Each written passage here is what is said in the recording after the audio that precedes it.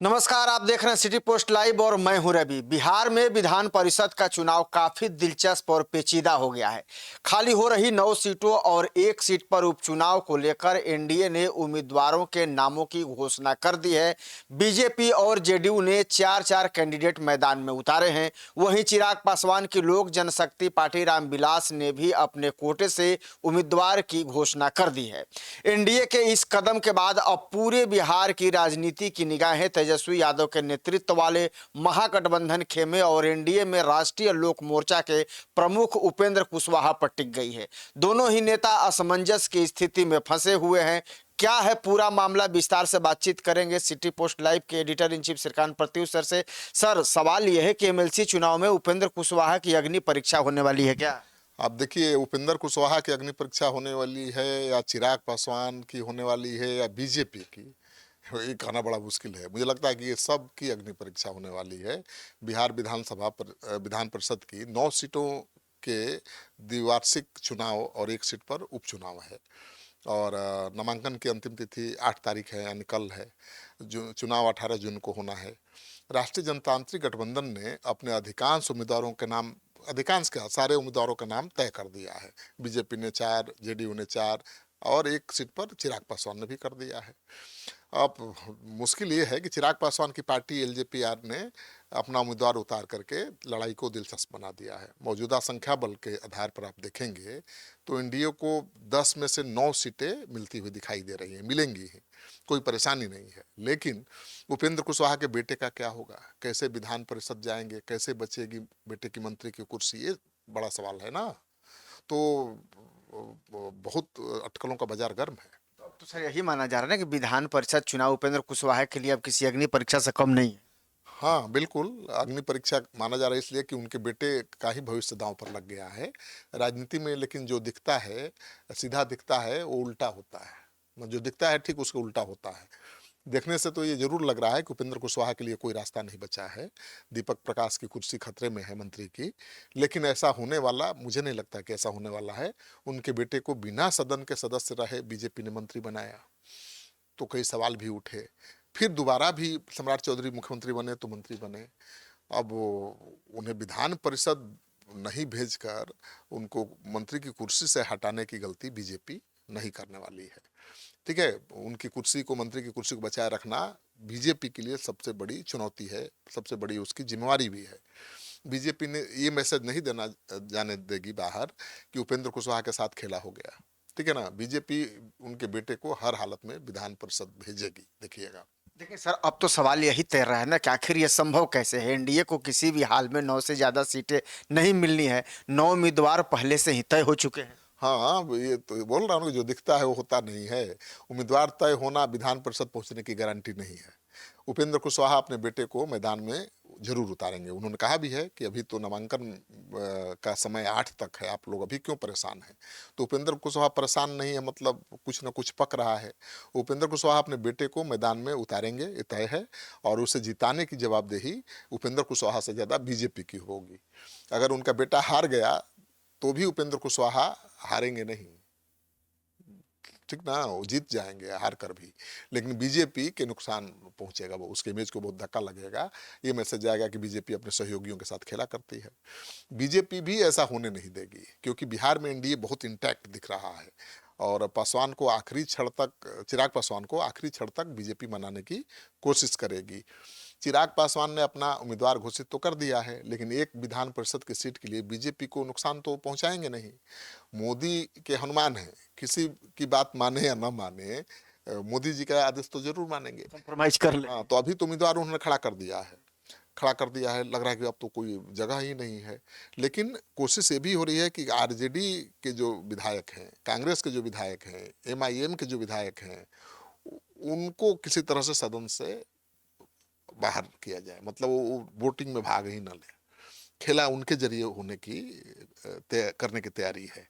तो अगर वो खेला हो गया, मुझे लगता है बहुत मुश्किल है, क्योंकि 25 सीट ही चाहिए एक सीट जीतने के लिए।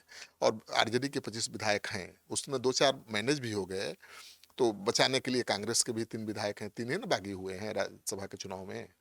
फिर एमआईएम का भी साथ मिल सकता है। एमआईएम तो बीजेपी के साथ नहीं देगी। एमआईएम तो जब भी साथ देगा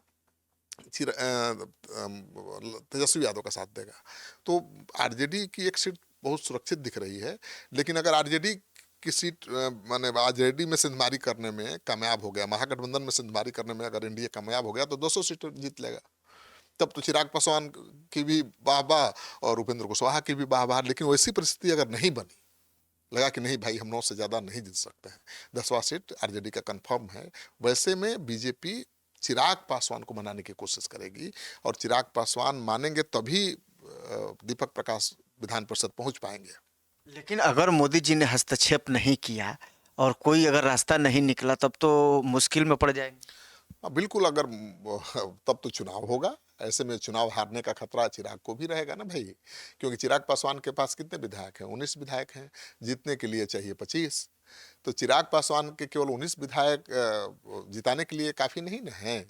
और उपेंद्र कुशवाहा के बेटे को जीतने के लिए अब जब 10 उम्मीदवार हो जाएंगे, 11 उम्मीदवार हो जाएंगे, तो क्या चाहिए? 20 से 21 वोट प्रथम वरीयता का अगर उपेंद्र कुशवाहा ने जुगाड़ कर लिया तो खेल हो जाएगा।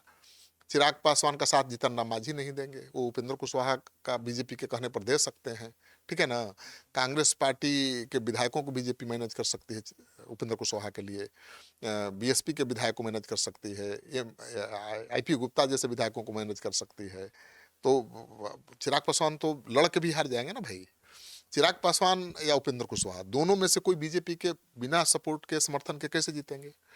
तो जहां लगेगा कि खेल बिगड़ जाएगा, चिराग पासवान को लगेगा, खुद एहसास होगा कि भाई हमारे चुनाव मैदान में होने से खेल बिगड़ जाएगा एनडीए का, तो वो खेल नहीं बिगाड़ेंगे।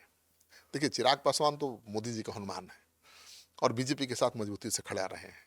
वो अपनी हक की लड़ाई लड़ रहे हैं भाई। उनकी पार्टी के सबसे ज्यादा विधायक हैं, तो उनका हक तो बनता है। लेकिन यहाँ दूसरा पहलू ये भी है कि भाई उपेंद्र कुशवाहा भी तो बीजेपी के साथ खड़े हैं और उनके बेटे मंत्री बन चुके हैं। अब मंत्री बनने के बाद उनको विधान परिषद नहीं भेजा जाएगा तो कितनी फजीहत होगी। गठबंधन को बचाना को ज्यादा प्राथमिकता दी। ना अपमान होगा उपेंद्र कुशवाहा का। और उपेंद्र कुशवाहा तो बहुत भावनात्मक नेता है ना, वो कब क्या बड़ा फैसला ले लेंगे कोई नहीं जानता है। उपेंद्र कुशवाहा तो कई बार पार्टी बना चुके हैं, पार्टी का विलय कर चुके हैं, मंत्री पद को ठुकरा चुके हैं, तो अपमान थोड़े बर्दाश्त करेंगे। तो मुझे नहीं लगता है कि बीजेपी उपेंद्र कुशवाहा को अपमानित करेगी। बीजेपी किसी भी कीमत पर उपेंद्र कुशवाहा के बेटे दीपक प्रकाश को विधान परिषद भेजेगी, चाहे वो चिराग पासवान को मना कर भेजे या जैसे भी भेजे, क्योंकि ये बहुत जरूरी है। देखिए, इसमें 10 सीटों के लिए चुनाव हो रहा है, लेकिन सबसे ज्यादा अहम चुनाव है इसलिए कि उपेंद्र कुशवाहा का बेटा मैदान में है। उपेंद्र कुशवाहा के बेटे पर ही सबकी नजर टिकी हुई है कि क्या होगा।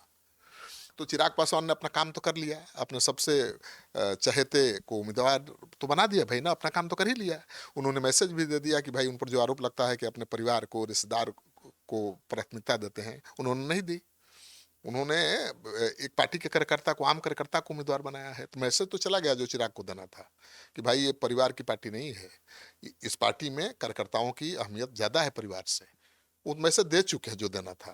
अब बीजेपी के आग्रह पर चिराग पासवान मान भी जाएंगे तो चिराग पासवान की हार थोड़ी मानी जाएगी। चिराग पासवान का कद और बढ़ेगा, एनडीए में और प्रभाव बढ़ेगा। नहीं, वो पीछे, चिराग पासवान पीछे हटते हैं तो होता क्या है, लड़ाई में जो पीछे हटता है वो हार जाता है, उसका प्रतिष्ठा को चोट लगती है। लेकिन यहाँ तो चिराग पासवान पीछे हटेंगे तो प्रतिष्ठा और बढ़ जाएगी, तो हनुमान वाली थ्योरी भी तो और कायम होगी और इमेज बढ़िया हो जाएगा, ठीक ना। वो बीजेपी की तो प्रिय है ही, उपेंद्र कुशवाहा भी नतमस्तक रहेंगे ना भाई। तो चिराग पासवान ही जीतेंगे, कोई हारे जीते, मतलब वो विधान परिषद की सीट नहीं, ये लड़ाई को पीछे हट के भी जीत जाएंगे, ठीक है ना। उनका बढ़ जाएगा। हाँ, तो उपेंद्र कुशवाहा का बेटा जा रहे हैं विधान परिषद, उनका मंत्री की कुर्सी सलामत रहेगी, ये तो लिख के रख लीजिए। तो देख लीजिए, उपेंद्र कुशवाहा के बेटे को लेकर के चर्चाओं का बाजार गर्म है, लेकिन यह भी कहा जाता है कि राजनीति संभावनाओं का खेल है। ऐसा राजनीति में अक्सर जैसा हम देखते हैं वैसा कुछ भी नहीं होता है। अब कयास यही लगाया जा रहा है कि जो एनडीए है वो कंट्रोल डैमेज करेगी और कहीं ना कहीं जो चिराग पासवान है, हो सकता है कि वो मैनेज हो जाए और उपेंद्र कुशवाहा के बेटे को विधान परिषद में भेजा जा सकता है। आप क्या राय रखते हैं, कमेंट में जरूर बताइएगा और ज़्यादा से ज़्यादा इस डिबेट को शेयर और लाइक भी कर दीजिएगा। धन्यवाद।